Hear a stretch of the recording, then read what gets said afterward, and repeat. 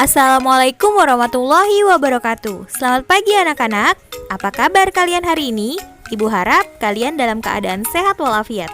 Terus semangat belajar bersama Bu Rifna.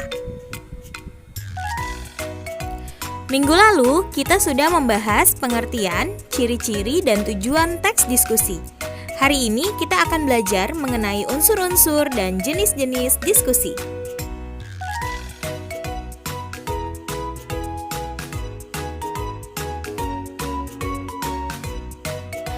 Agar sebuah diskusi dapat berlangsung, diperlukan unsur pendukung. Unsur pendukung yang dimaksud adalah materi dan unsur personal. Sebenarnya hampir semua orang dapat terlibat dalam diskusi. Diskusi dapat dilakukan dalam kumpulan antar teman, kumpulan para pakar, atau orang yang berminat dalam bidang tertentu. Selain unsur materi dan personal, ada unsur pendukung lainnya yaitu sarana atau fasilitas diskusi. Yang pertama, unsur materi. Materi merupakan tema atau topik yang akan dibicarakan dalam diskusi. Sebelum memulai diskusi, sebaiknya sudah ada topik yang akan dibahas. Agar diskusi dapat berjalan terarah, perlu adanya pembatasan topik atau masalah. Syarat tema yang baik dalam sebuah diskusi sebagai berikut. Tema dirumuskan agar menarik, jelas, dan tepat. Tema harus dibatasi, tidak terlalu luas tetapi tidak juga terlalu sempit. Tema tidak boleh terlalu sempit atau terlalu umum. Yang kedua, unsur personal. Personal atau manusia sebagai pelaku diskusi terbagi atas beberapa peran dalam melakukan diskusi. Yang pertama, pemimpin diskusi atau moderator. Pemimpin diskusi atau moderator adalah orang yang bertindak sebagai pemandu diskusi. Pemimpin diskusi bertugas mengatur dan mengarahkan jalannya diskusi. Selain itu, pemimpin diskusi juga harus menjadi penengah jika terjadi perbedaan pendapat antara peserta, menerangkan aturan diskusi, merumuskan hasil, dan membuka atau menutup diskusi. Yang kedua, peserta diskusi. Peserta diskusi merupakan orang-orang yang hadir sebagai pendengar dalam diskusi. Ada beberapa aspek yang harus diperhatikan untuk mendukung kelancaran diskusi. Aspek-aspek tersebut yaitu mempelajari masalah yang akan dibahas, memperhatikan penjelasan dengan saksama, menanggapi masalah, ikut aktif dalam pemecahan masalah, menghormati orang lain, mematuhi peraturan diskusi, dan bersikap sopan dalam diskusi. Yang ketiga, sekretaris. Sekretaris adalah orang yang bertugas sebagai pencatat dalam forum diskusi.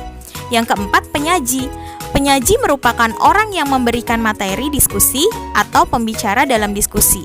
Penyaji tidak harus ada dalam diskusi, tetapi jika penyaji tersebut ada, dia merupakan ahli atau tokoh yang menguasai topik masalah. Yang ketiga, unsur fasilitas. Sebuah diskusi dapat berlangsung jika ada fasilitas tempat, peralatan, dan perlengkapan. Unsur fasilitas meliputi ruangan, meja, kursi, alat audiovisual, dan alat tulis. Semua unsur tersebut diharapkan mampu menciptakan suasana nyaman. Sebuah ruangan diskusi harus didesain senyaman mungkin untuk memberikan efek bagus kepada peserta diskusi. Dalam menata ruang diskusi, perlu diperhatikan aspek estetik atau keindahan, fungsi, dan cara duduk.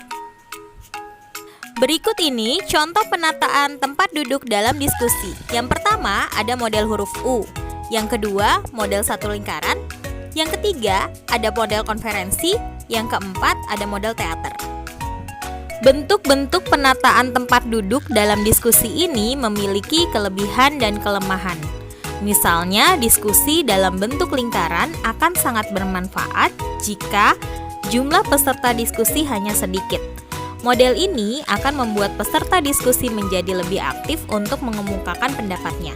Sementara itu, model seperti menonton teater sangat cocok dengan banyak peserta diskusi.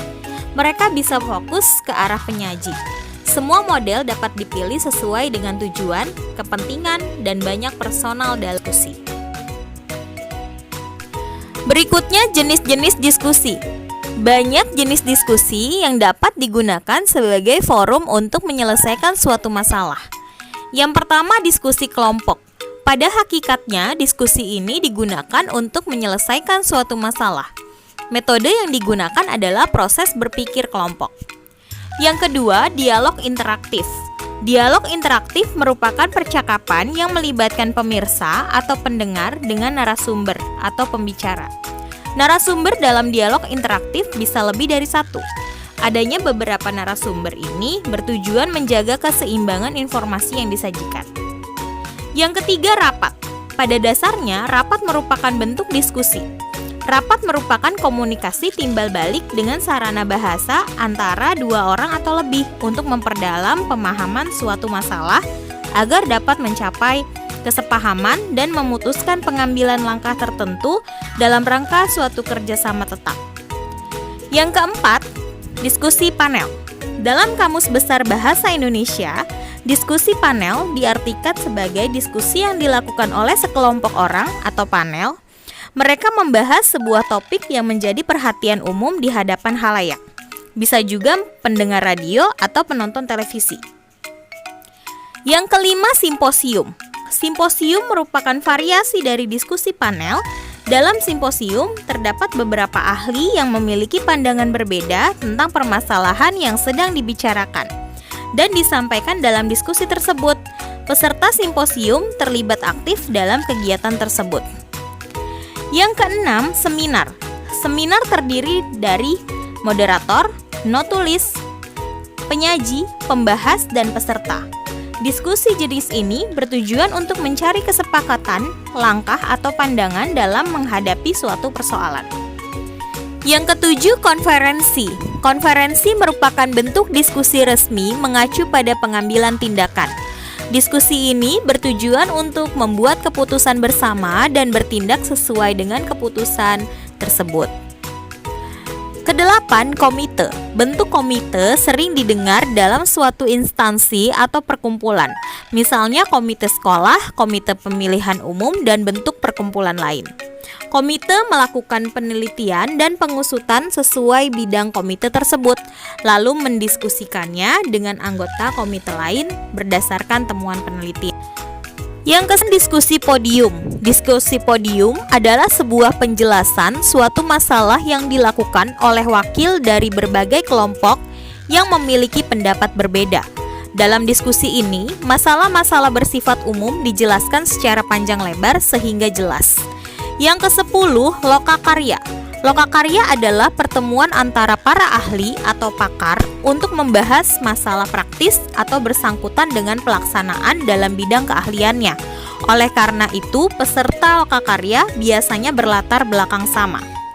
Yang terakhir, yang ke-11, debat. Debat pada dasarnya merupakan pembicaraan saling adu argumentasi. Pelaku debat biasanya antar pribadi atau antar kelompok.